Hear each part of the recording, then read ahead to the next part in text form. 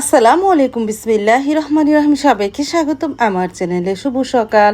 এখন ঘড়িতে প্রায় 8:30 বাজে। সকালে উঠেছি অনেকক্ষণ আগে, উঠে ঘর ঝাড়ু দিয়ে মুছে নিয়েছি, কারণ আজকে সকাল থেকে কারেন্ট থাকবে না। কারেন্ট সকালে যাবে, এই বিকেল 5টা বাজে আসবে।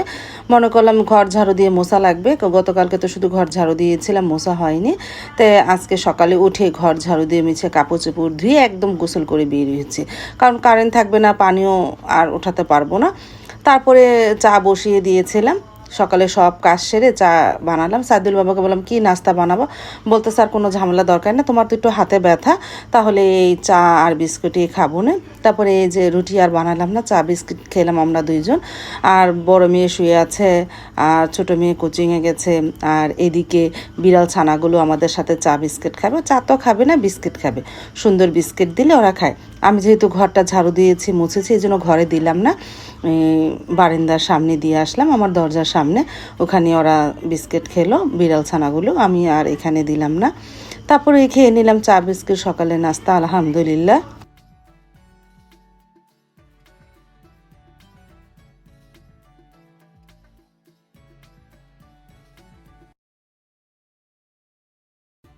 সকালে নাস্তা খাওয়ার পর, চা বিস্কুট খাওয়ার পর, তারপর অন্যান্য কাজ সারলাম। তারপরে খিদে লেগে গেছে, এখন ঘড়িতে পারে 11:30 মতন বাজে।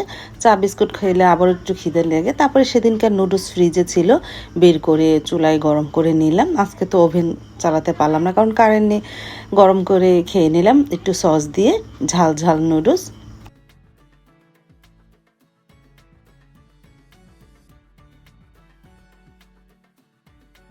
তারপর তো দেখতে দেখতে 12:30 বেজে গেল, সারামণি তো পড়তেছে।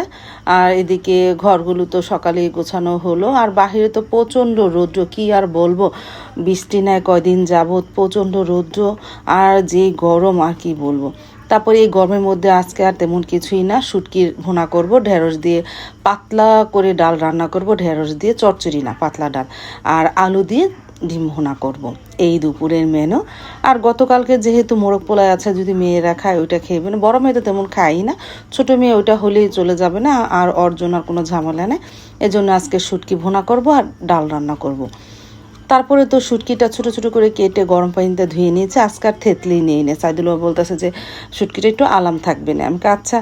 তারপর রসুন, পেঁয়াজ, কাঁচামরিচ দিয়ে এখন শুটকির সাথে একটু ভেজে নে, তারপরে ময় মশলা পরে দিব না, একটু কাঁচামরিচ পেঁয়াজটা মজুক।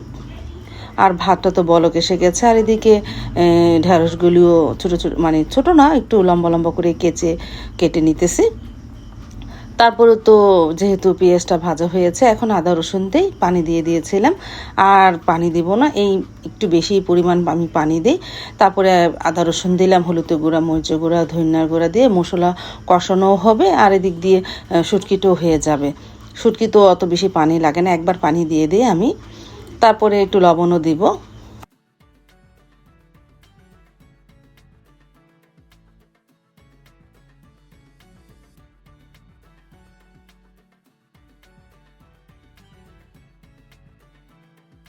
আস্তে আস্তে জালে শুটকিটাও ভুনা করে ফেলেছি, কষানো হয়েছে, আর পানি দেওয়া লাগেনি, ঢেকে আস্তে আস্তে ভুনাও করে ফেললাম। আর আস্ত রসুন দিলে এই শুটকিটা খেতে খুবই ভালো লাগে।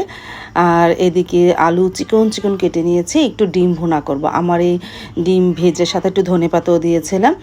আর ডিম ভাজাটা হয়ে গেছে, শুটকি ভুনাটা বাটিতে বেড়ে রাখলাম, মশলাও কষানো হয়ে গেল। আলু দিয়ে দিই, আলু দিয়ে এই ডিম ভুনা আমার কাছে অনেক ভালো লাগে। আজকে একটু ঝুল ঝুল করে ডিম ভুনা করবো। সেদিনকে ইউটিউবে দেখেছিলাম, এক আপু রান্না করেছিল এই চিকন করে কেটে একটু ঝুলঝুল করে। আর বললাম না, যে গরম পড়েছে, একটু ফ্রিজে দই ছিল, বের করে ঠান্ডা ঠান্ডা ঘোল বানালাম। অবশ্য মানে ঠান্ডা পানি অতটা না, কারণ সকাল থেকে তো কারেন্ট নেই, পানিটা ঠান্ডা একটু কম, ফ্রিজের পানি দিয়ে এই ঘোলটা বানিয়ে এলাম, সাথে লবণ আর বিট লবণ দিলাম। আর এই যে ঢেঁড়সটা, ডালটা প্রায় হয়ে গেছে, এখন আমি বাগার দিব রসুন আর পেঁয়াজ দিয়ে। একটু পাতলা পাতলা করে আজকে ঢেঁড়সের ডাল রান্না করলাম। আর এদিকে ডিমটাও আস্তে আস্তে হচ্ছে।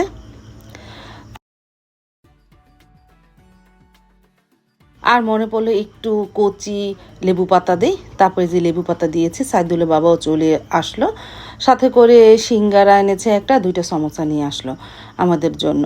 তারপর আমি একটা সমোসা খেলাম, সাবা অবশ্য খেলো না, সারামন একটা সিঙ্গারা খেলো। আর একটা সমস্যা রয়ে গেল, পরে যদি খায় ওরা খাবে না।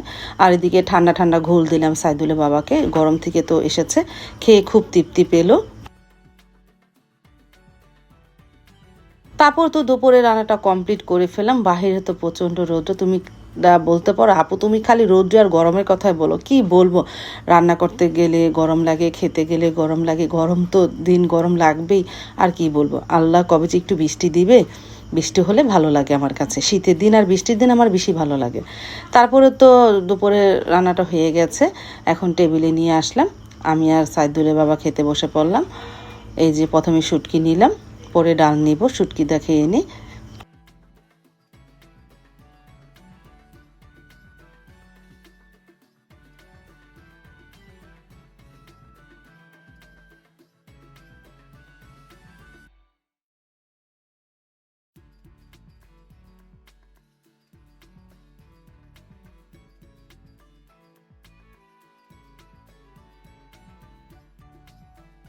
তারপরে নিলাম ঢেঁড়সের ডাল। আমার কাছে ঢেঁড়সের ডাল যে কি আজকে ভালো লেগেছে, মানে পাতলা পাতলা, আর ডালটা পুরোপুরি গলেনি, একটু সাকা সাকা ছিল, আর ঢেঁড়সটা ডলে খেতে অনেক ভালো লাগছে, মনে হচ্ছে কি ভর্তা খাচ্ছে, সাথে তো ডিম আছিল। আলহামদুলিল্লাহ অনেক ভালোই লেগেছিল।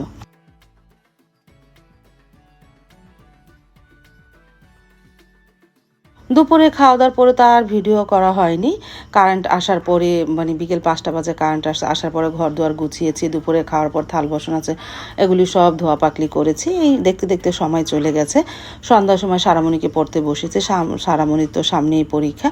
তারপরে 9টা বাজে সাইদুল বাবা এসেছে, সাথে মোগলাই নিয়ে এসেছে, একটা মোগলাই এনেছে, মেয়েরা কেউ খাবে না, আমি আর সাইদুল বাবা খেলাম, আর বিড়াল ছানাটা আমাদের সাথে খেলো। তারপরে আমরা খেয়ে নিলাম এই মোগলাইটা।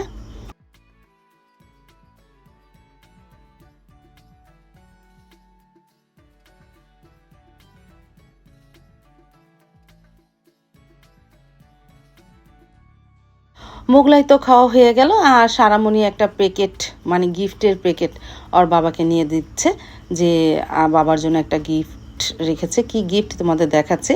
আর বাবা তো পেয়ে খুব খুশি, মেয়ে আমার জন্য গিফট রেখেছে। তারপরে গিফটের মধ্যে একটা চিঠি ছিল, সেই চিঠিটা তোমাদের শোনালাম না, সাইদুলের বাবা পড়লো, আমরা সেটা দাঁড়িয়ে দাঁড়িয়ে শুনলাম।